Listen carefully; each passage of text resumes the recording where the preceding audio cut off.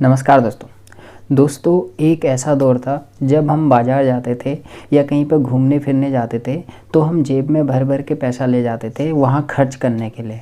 और अगर हम वहाँ पे पैसे खर्च करें या कोई ज़रूरत की चीज़ ख़रीदें और उसके बाद जब वो पैसे ख़त्म हो जाते थे और हमें कुछ चीज़ें ख़रीदनी होती थी तो हम उसे ख़रीद नहीं पाते थे, हमें वापस घर आना पड़ता था और अगली बार पैसे ले जाके ज़्यादा पैसे ले जाके उस चीज़ को ख़रीद सकते थे।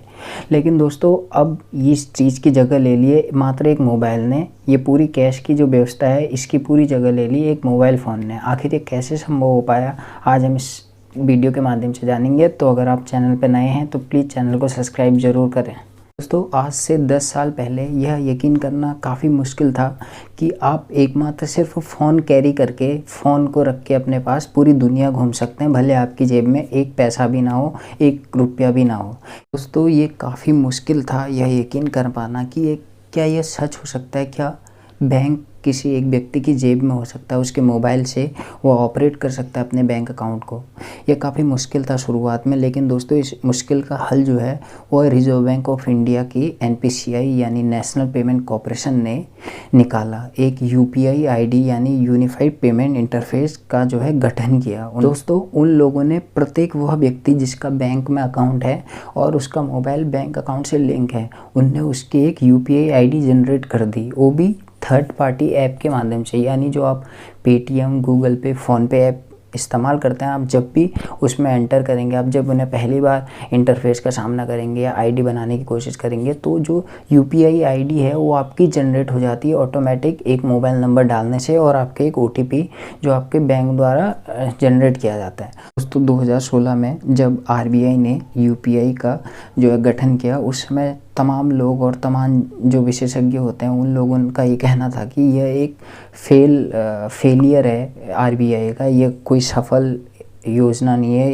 ये सफल नहीं हो पाएगी क्योंकि इंडिया में जो है स्मार्टफोन की काफ़ी कमी थी और लोगों के पास नॉलेज नहीं थी कि ऑनलाइन ट्रांजैक्शन कैसा होता था। क्योंकि उस टाइम अगर आप ऑनलाइन पैसे ट्रांसफ़र करना चाहते थे तो आपके पास नेट बैंकिंग के अलावा कोई दूसरा ऑप्शन नहीं था। और अगर आपको ऑनलाइन एक देश से दूसरे देश में पैसे ट्रांसफ़र करने हैं तो आपके पास जो ऑप्शन था वो हुआ करता था स्विफ्ट। दोस्तों इसी के अनुसार जो विशेषज्ञ थे उनका कहना था कि ये सफल नहीं हो पाएगा। लेकिन दोस्तों जब 2016 में UPI लॉन्च हुआ उसके बाद से दोस्तों इसकी जो ग्रोथ रेट थी वो काफ़ी अच्छी रही, अनबिलीवेबल ग्रोथ रेट थी। 10 साल 10 साल इसकी जो ग्रोथ रेट थी वो बहुत ज़्यादा अच्छी रही और सरकार भी हैरान थी और लोग भी हैरान थे कि UPI ID पूरे वर्ल्ड में सबसे टॉप पर पहुंच गई। अभी मौजूदा जो 2021 का आंकड़ा उसके अनुसार दोस्तों UPI इस्तेमाल करने वाले पूरी दुनिया में सबसे ज़्यादा हैं और इसके माध्यम से जो ऑनलाइन पेमेंट हुई अभी वर्ल्ड में सबसे ज़्यादा ऑनलाइन पेमेंट भारत में हुए हैं। इससे पहले चीन में थे लेकिन भारत नंबर 1 स्थान पर आ गए। काफ़ी अच्छी खबर है दोस्तों हमारे लिए भी और हमारी गवर्नमेंट के लिए भी। दोस्तों आज के टाइम में UPI ID इस्तेमाल करना भी बेहद आसान है और इसके कई सारे फ़ायदे हैं और हमें भी फ़ायदे हैं और गवर्नमेंट को भी इससे कई सारे फ़ायदे हैं। दोस्तों पहले अगर इसे इस्तेमाल करने की बात करें तो इसे इस्तेमाल करना बेहद आसान है। अगर आप कभी भी कोई भी third party payment app use करते हैं जैसे पेटीएम, फ़ोनपे या गूगल पे, तो आप जब भी उसका इंटरफेस ओपन करेंगे या उस ऐप में पहली बार ओपन करेंगे तो आपकी ऑटोमेटिक एक UPI ID जनरेट की जाती है बैंक की तरफ से। जो आपका बैंक में अकाउंट लिंक होता है नंबर, उससे आपकी एक ऑटोमेटिक UPI ID जनरेट की जाती है। आपको पता भी नहीं लगेगा लेकिन आपकी एक UPI ID जनरेट की जाती है। और दोस्तों इसे इस्तेमाल करना भी बेहद आसान है। नेट बैंकिंग के कंपैरिजन में आप इसे बात करेंगे तो काफ़ी आसान है। अगर आप नेट बैंकिंग इस्तेमाल कभी आपने की होगी तो आपने गौर किया होगा कि आपको उसमें बेनिफिशियरी का नंबर ऐड करना होता है, अकाउंट नंबर, IFSC कोड, वो तमाम चीज़ें जो जानकारी उससे मांगता है तो लोग उससे परेशान हो जाते हैं और सोचते हैं इससे भला कैसे दे दूँ। लेकिन दोस्तों UPI ID में इन सभी झंझटों से छुटकारा है। आपको एकमात्र मोबाइल नंबर दर्ज करने से आप सीधे उसके बैंक अकाउंट तक पहुँच सकते हैं और पैसे ट्रांसफ़र कर सकते हैं, वो भी चंद सेकेंड में। आप अगर कोई भी UPI ID के माध्यम से पेमेंट करते हैं या कोई भी व्यक्ति किसी व्यक्ति को पैसा भेजता है तो उस पैसे पे बैंक की भी नज़र रहती है और उस पर गवर्नमेंट भी मॉनिटरिंग करती है। अगर आप कहीं भी पैसा भेजेंगे या कोई भी व्यक्ति किसी को पैसा भेजेगा तो उसकी पूरी जानकारी सरकार के पास मौजूद होती है और सरकार पूरी उसमें देख रेख करती है कि उस पैसा किसी गलत हाथ में ना जाए, जैसे कहीं पर मनी लॉन्ड्रिंग ना हो या आतंकवादी संगठन हो या देश से बाहर कोई पैसा ना जाए।